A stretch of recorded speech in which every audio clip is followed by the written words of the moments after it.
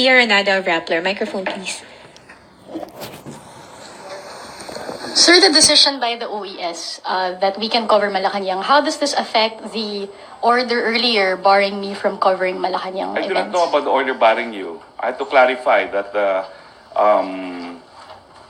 the executive secretary just issued a verbal statement that pending appeal, you will be able to cover here in Malacanang. And having said that, the worst case scenario, even if you're barred, is you can cover the press briefings because we're televised live.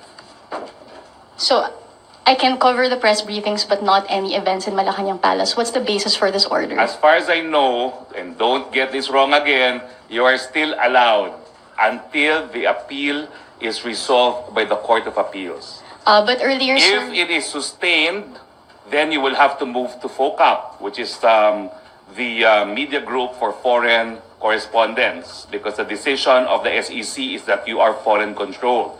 But while the appeal is pending, you're welcome to cover Malacanang, unless, of course, there's disorderly behavior. So, sir, because I was just told earlier before entering NEB that I can only cover NEB events but not Malacanang events, meaning I can cover the president's I see. speeches. I do not know about that, but all I know is that when the executive secretary was asked, we will continue to allow you to cover in the Malacanang press corps pending your appeal. Does that mean that that order from the PSG no longer stands? I do not know, because I'm telling you, that's what the executive secretary said yesterday. But So just inform them that you have a pending appeal and you're not yet a member of FOCAP. will the OES inform the PSG of this? I do not know. Maybe you should make representations for the OES to inform the PSG. But it's an OES order that I can cover, so wouldn't I they don't want to think so. enforce that decision? I do not think so. The executive secretary yesterday clarified that pending appeal, you can cover. May we just know more about this order to the PSG? Who issued it? I suggest you ask for yourself, because We did, sir, I and they went did not want downstairs to to pick you up respond. in case there's a misunderstanding that I will not allow you to cover my press briefing. I went downstairs to pick you up to assure you that for now you can cover my press briefings. But that's the extent of what I can do as spokesperson.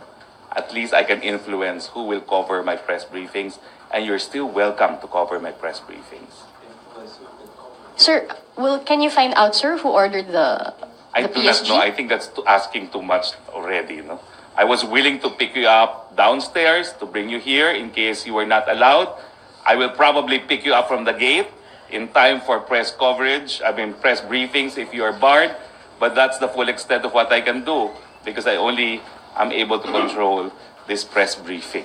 What do you think this PSG order says about Malacanang's commitment to press freedom? There's no denial of press freedom. We're televised. I'm just being barred from covering Malacanang events. No, you're not being barred because On no basis. You're number one. You're here asking questions. But I cannot enter Malacanang to cover the president's events later. Well, I do not know about that. That's absolute presidential security guard or security group discretion. But I do not know Am I a that there is security such an threat? order. Am I a security threat? I do not know. What I'm telling you is I do not know about the orders that PSG may have given, because I'm not connected with PSG. All I am confirming is you're welcome to cover my press briefings. Would it be the policy of Malacanang to bar reporters who publish unsavory reports from Malacanang? No, I don't think the issue is unsavory reporting. The issue is fake news. And pending legislation on who will be penalized for fake news, please understand that you're dealing with institutions that want also to promote the truth. One last question, Pia. Sir, the Senate hearing just confirmed all of our documents, the authenticity of our documents, and yet Malacanang calls it fake news.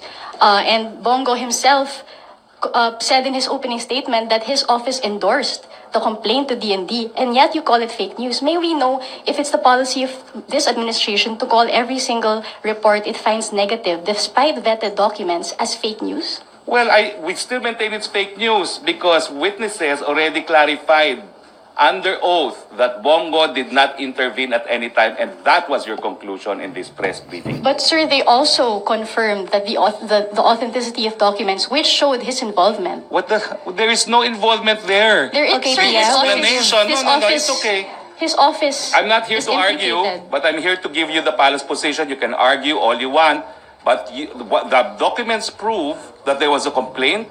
It was referred for attention by the PMS, and that's the full extent of what you claim to be intervention. Your question to me was, what do you do about the policy of a secretary intervening in favor of a contract?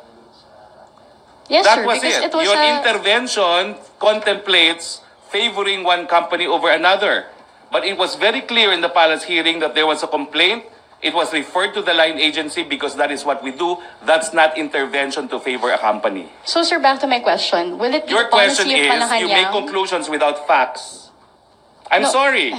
No, sir. You are resorting to editorializing stories when in the first place you should be sticking it out to facts. What did former Fork Mercado said? At no point did SAPGO intervene in the contract. And yet, you're still insisting that there was intervention on the basis of documents.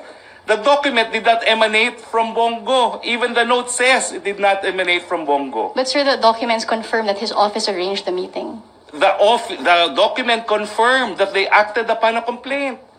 Do you want? Under his office. Wait a minute. Do you really want government to ignore official communication sent to it? Yes or no? My time to ask the questions. Did you want government to ignore that document? We're only trying to report the that's fact of it. the intervention. Yeah, but the thing is, you're already editorializing. You're already making a judgment that we were, or at least that SAPGO was intervening on behalf of a company. It was clear from the testimony. There was this communication which had to be referred, and you already called that intervention. You know, your story failed when the most interested party in this controversy, former Fork Mercado, belied your claim of intervention. That's why Malacanang said fake news. And we leave it to the people to judge who was telling the truth. Next Let's leave question. that point already. Rose I can Novenario argue till Hataw. kingdom come, and we would still have the same conclusion, fake news from Rappler.